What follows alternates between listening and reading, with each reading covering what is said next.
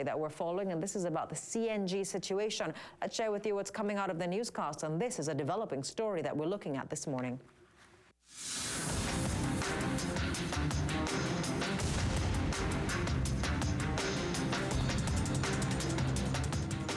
Today, Minister of Energy Franklin Khan declined to respond to the issues surrounding compressed natural gas in TNT. When approached for comment at the Parliament today concerning statements made by the Petroleum Dealers Association, Khan said the questions should be addressed to the Minister of Finance. Guardian Media asked the question to Khan yesterday via WhatsApp: will the ministry be willing to remove the cost of electricity attached to dispensing CNG or lower the business and green fund levy? According to Khan, only the Finance Minister Com Imbert can make decisions to lower those taxes. However, when Guardian Media reached out to Imbert via WhatsApp, the reporter was subsequently blocked and did not receive a response from the minister. Moving further, the Minister of Public Utilities, Robert Lehunt, was messaged via WhatsApp concerning the removal of the costs associated with providing electricity for dispensing CNG. Lehunt said, "Always remember someone pays the electricity used need natural gas, if not the end user who should pay for it." However, when pressed to clarify this statement and comment further on the matter of low profit margins for the petroleum dealers, Lehunt also declined to respond. Yesterday, the PDA threatened to reconsider their investment in CNG if government does not address the unprofitability of the service they provide. Speaking to GML, PDA President Rabindranath Narain Singh said operators do not achieve enough volume to pay for the industrial electricity and the employees who are required to dispense CNG. Responding to questions posed by GML, the National Gas Company said the concerns of the PDA are best addressed by the regulator. Kyron Regis, CNC3. Now, this story is raising concerns, and yesterday the Trinidad and Tobago highlighted that thousands may be affected. The Petroleum Dealers Association is sticking to its guns on reconsidering its investment in the compressed natural gas market if the government does not address the unprofitability of the service they provide. Now, I just want to put this into context. The government is pushing to convert your vehicles to CNG. In fact, I think we're probably one of the only markets that has such a big thrust to this type of fuel. Everyone else is going to hybrid and also electricity and electricity driven, and also the electric cells and electric cars. But now we're looking at the fact that with this, you're telling people to convert their cars and their vehicles to this, and now the dealers are saying that they no longer want to be in the market. Where does the policy come from, and where was the foresight or the afterthought on this? When we create policy for consumers, do we realize that they are the users? And policies are created for the people. It's not the other way around. So I don't know, sometimes when we look at these stories, it makes you raise a number of questions. But joining us on the line to give us some thoughts as to where did this start from and how could it have gotten so bad, we have former Minister of Energy, Kevin Ramnarine. Kevin, good morning. How are you? Hi, good morning. Now, first of all, let's start with the fact is the Petroleum Dealers Association is saying that they were not contacted by any official concerning the issues that have been raised thus far, and also the CNG refueling stations. The dealers are saying that the government needs to address this now. Is it that the CNG market is in jeopardy? No, I think it's not as... I mean, what needs to happen here is that the Petroleum Dealers Association, they have a legitimate concern. And I think their concerns need to be heard and need to be acted on. What they're saying is that having CNG, and you would note that there are a lot of stations in Trinidad now with CNG, particularly some of the newer stations. What they're saying is that there is a cost to them to have CNG in their gas station, and that cost is largely a higher electricity bill, because of course CNG requires compressors and so on that have to run when you're pumping CNG. So what it has is it has put their gas stations into a higher electricity tax bracket, and they are paying higher electricity bill. So that's a legitimate concern. It's a part of their cost of doing business in their gas stations, and I think it's something, as NGC CNG has said, it's something which has to be addressed by the regulator, which is the Ministry of Energy. What we could be looking at there is a small increase in the price of CNG by a couple of cents would be enough to cover the cost of the electricity. So right now CNG is very cheap. I think it's $1 TT per liter equivalent. So it just really is a matter of the Petroleum Dealers Association and the ministry sitting down and coming up to some decision. But CNG has made great progress in Trinidad over the last 5 or 6 years. There's been, of course, consistency of policy with CNG from one administration, from the People's Partnership into the People's National Movement. This government has pushed CNG, as hard as it was being pushed before. So there's been a lot of progress. Yes, and hybrids have done very well too in Trinidad, and electric vehicles are now beginning to take some share of the market in Trinidad. Are still small, but I think the people of Trinidad and Tobago have to be given all the options available. CNG is one of the options, and you would see yourself, the increase, the very visible increase in the amount of CNG vehicles on the road, because they have to carry this sticker on the vehicle that says that they have CNG. So I think this issue with the Petroleum Dealers Association is a cause for concern, because it's increased the cost of running their gas station, and there is a much bigger issue here. What is the bigger issue? Because I know that you goes raised beyond that. CNG. Sorry, what is the bigger issue? Well, gas stations in Trinidad and Tobago, there are 140 gas stations in Trinidad and Tobago. I think about 120 of those are run by about 115 of those are NP, and 45, I think, 25 are Unipet. What has happened in the last 4 years, and this is also impacting on the CNG issue, because it all comes back to the cost of running a gas station and how viable a gas station is. What has happened in the last 4 years is that the cost of running a gas station has increased significantly for several reasons. One of which is, of course, there's been an increase in the Green Fund and the business levy. I think those two levies were tripled. Those are, for a regular business.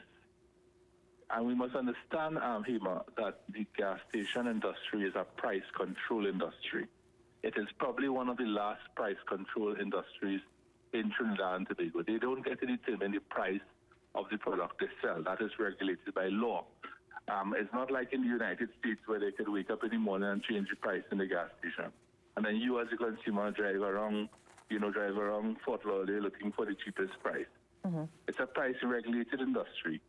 So what has happened in the last 4 years is that there's been increases in business levy, Green Fund levy. They've had to pay more for security, of course, because of the crime situation. Now there is an increase in the minimum wage, which means that there's a higher wage bill. Some stations are looking at reducing headcount as a result of that. They have increased HSSC regulations that require them to spend, of course, more money and so on. So what has been happening, and a number of gas station owners have come to me, and I wish that they would come out themselves publicly and say what they have to say. Number of them have come to me, especially in these budget consultations that I've been doing all over the country, and they've said, and I have also heard this from other larger stations, that many stations in Trinidad are losing money and on the verge of closure. In fact, one wholesaler had to actually take back 4 stations from 4 stations that were being run by retailers, just to save those stations from going out of business. So there's a legitimate concern about the entire service station sector in Trinidad. Gas stations that are in rural areas are more affected by this, because, of course, they have lower volumes in the rural areas. They don't have the benefit of the large quick shops and so on in the rural areas. So those stations are more vulnerable. And there's also another phenomenon happening in Trinidad with regard to the gas station industry. The demand for gasoline in Trinidad is actually in decline. And that is because of the move to the hybrid vehicles and the CNG vehicles to a lesser extent. So we are actually moving in the right direction as a country. towards CNG and towards hybrids and so on, and that is happening. That is having an impact on the demand for gasoline. So the service station network and gas stations and so on are under a lot of pressure.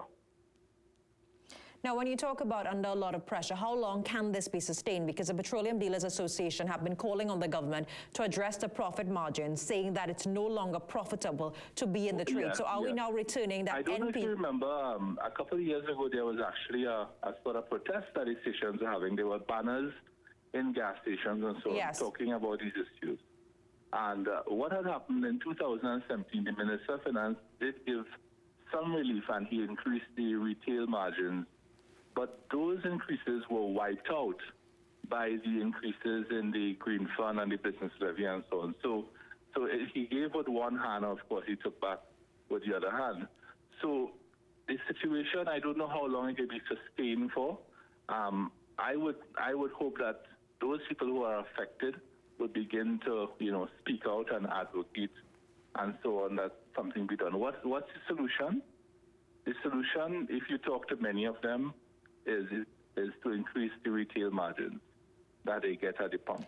And what does that mean for the consumer? What is it? Kevin, let me ask you this. When you talk about increase the margin at the pumps, what is the average increase we're looking at? How will that impact? The increase in margin will not affect the price of the pump. Okay. The increase in the margin will affect the subsidy. What has happened, however, is that the subsidy on fuel has come right down. I believe the subsidy on fuel is somewhere in the region of $220 million TT dollars for 2019, which is a number that's in the draft estimates of expenditure. And that, of course, has come all the way down from about $4.5 billion in 2013, 2014 to about $220 million. So the subsidies are a lot more manageable now, and that is because we've increased the price of the pump on the one hand, and on the other hand, the price of crude oil has fallen internationally. So the subsidy has come right down. So perhaps there is need for dialogue between all these stakeholders, the Petroleum Dealers Association and the other associations that represent service station owners and so on, and the Ministry of Energy to really look at what this is doing. It is preventing a lot of gas station owners from making investments to upgrade their stations and to really give the country a modern service station network. We do have, of course, new stations throughout the country, but as you would appreciate, we also have some old stations that really need upgrading. So I think there's need for urgent dialogue between all these stakeholders and the Ministry of Energy to really come up with a solution to this problem. Now, Kevin, my final question to you. I know that the Dealers Association, they had the protest. They're now reaching a point where they feel as though the concerns need to be addressed. Are we looking at how do you think that the industry will look in the next 3 months if this matter is not addressed?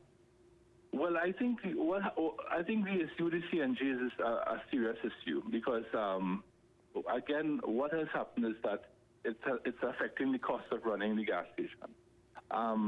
Do the gas station operators have the option to stop selling the CNG? Well, I think that is a discussion that they have to have with the regulator because many of them have contracts with either Unipet or NP, and then they have a regulatory relationship with the Ministry of Energy. So I don't think it's just a matter of stopping the sale of CNG. But I think that it's obviously something which has to be listened to because what they're saying is that it's uneconomic because, one, the volumes of CNG that are being sold in these stations is not, it's improving, but these are still small volumes. And two, the margin that they get for selling the CNG is insufficient because those margins are being eroded by the high light bills and so on that they have to pay. Sure. So there is a need for this to be addressed very quickly. I'm saying that the price of CNG is already very low, so that a small increase in the price of CNG or a small increase in the margin. It doesn't have to be an increase in the price at the pump. An increase in the margin that these gas station owners get will help them, offset the increase in the light bill and so on. Sure. Kevin, thanks so much for taking our call this morning and giving us your thoughts on this developing story. CNG concerns need to be acted upon. The dealers are saying they cannot continue. Does this mean that they have the option to stop selling this, or will we see a closure or the eventual collapse of the industry? The PDA have been warning about this for quite a while now.